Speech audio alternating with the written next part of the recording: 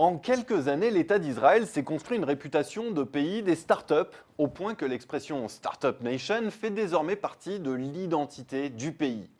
Cette image, elle a été élaborée grâce à un foisonnement d'innovations dans l'électronique, le logiciel, l'eau ou encore les biotechnologies. Citons quelques exemples. Weebits, qui propose un service qui convertit les contenus texte en vidéo, ou encore Aromore, un laboratoire spécialisé dans les parfums de synthèse, qui affirme aujourd'hui développer des accords avec des entreprises chinoises incapables d'avoir le niveau de créativité et de rapidité qui est le leur. Au-delà des exemples, je vous propose de regarder le classement annuel des 500 entreprises les plus innovantes établi par Deloitte. Israël se classe 9e de la zone Europe-Afrique-Moyen-Orient avec 20 établissements. Et si l'on rapporte au nombre d'habitants, le pays se hisse au 5e rang derrière les pays nordiques et les Pays-Bas.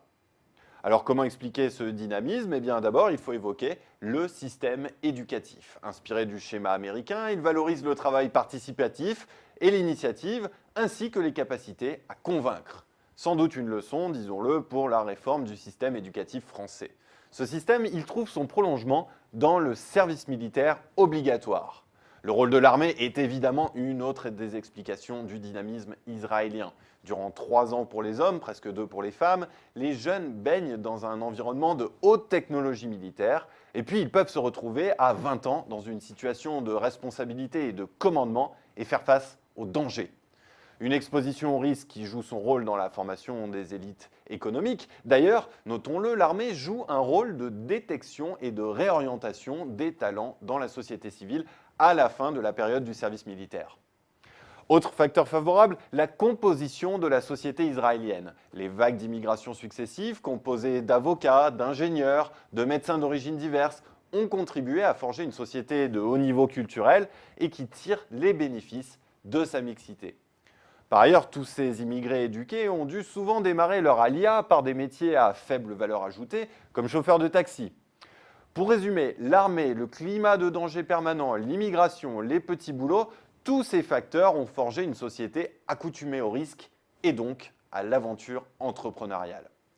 Pays d'immigration récente, on pourrait presque parler de modèle américain au plus accentué.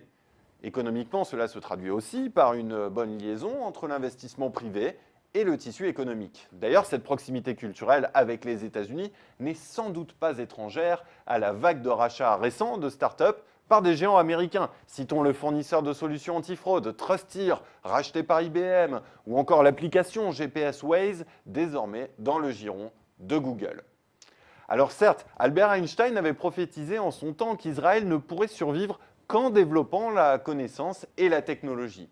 Mais il faut reconnaître que l'on est bien loin des rêves socialistes et agricoles des pères fondateurs et des pionniers du kibbutz. Israël exporte désormais de la haute technologie bien plus que des oranges de Jaffa. Et puis, il faut bien le dire aussi, cet éclatant succès économique, il se paye au prix d'une montée constante des inégalités économiques.